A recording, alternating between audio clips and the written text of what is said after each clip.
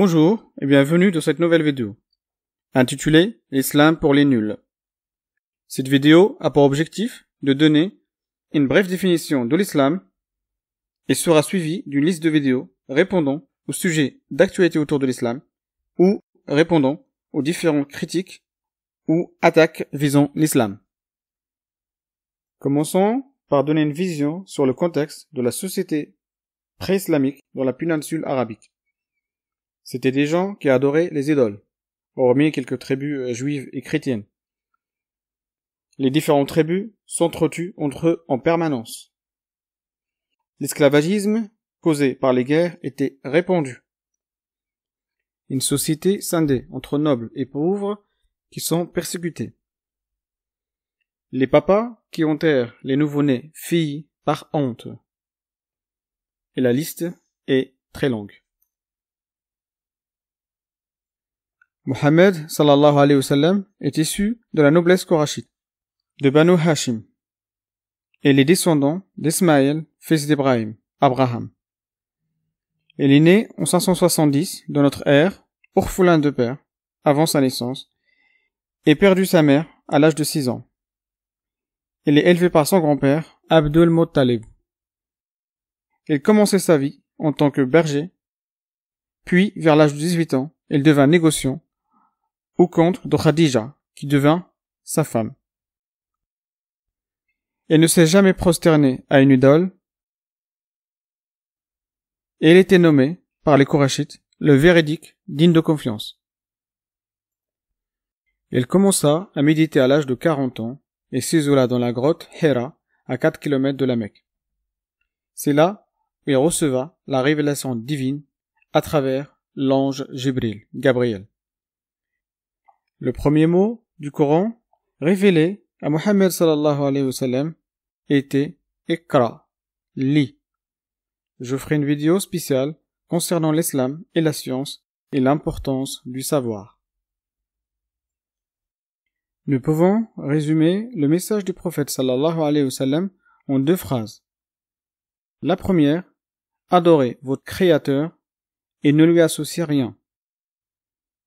Et la deuxième, c'est parachever les vertus nobles et les bons comportements. Aïcha, radiyallahu anha, interrogée sur les vertus de Muhammad sallallahu alayhi wa sallam, disait qu'il était un Coran ambulant. Regardons maintenant les piliers de la foi. Croire en Dieu, Allah, et en son unicité, croire aux anges, croire aux tous les livres divins, croire aux messagers, tous sans exception, croire au jour du jugement dernier, et le 6e, croire au destin, qu'il soit bon ou mauvais.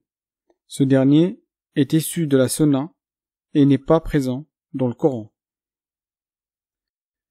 L'islam comprend 5 piliers. Attester, ash-shahada, attester qu'il n'existe nul Dieu sauf Allah et que Mohammed sallallahu alayhi wa sallam est son envoyé. Accomplir la prière, 5 par jour. S'acquitter de l'aumône. Jeûner le mois du Ramadan. Faire le pèlerinage en cas de possibilité.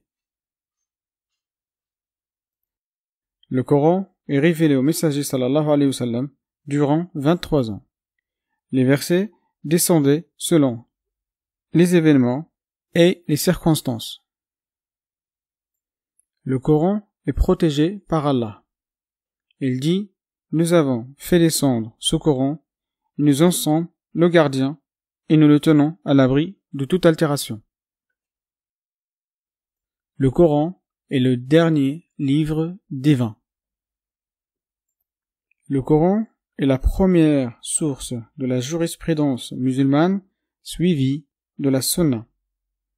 Je ferai une vidéo expliquant la place de la Sunna.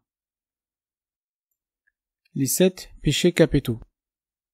L'association, la magie, l'homicide, consommer du riba, usure, spoliation des biens de l'orphelin, déserté en pleine bataille, l'accusation d'adultère des femmes chastes. L'islam prône clairement la liberté de culte. Notons rapidement ces deux versets. Le premier, nulle contrainte en religion. Et le deuxième, s'adressant directement au prophète sallallahu alayhi wa sallam, montrant que Dieu a voulu et autorisé l'existence de différents cultes et croyances. Je ferai une vidéo pour mieux expliquer la tolérance et l'ouverture de l'islam à la liberté du culte. Cette vidéo est terminée. Si vous a plu, likez et partagez-la avec vos connaissances.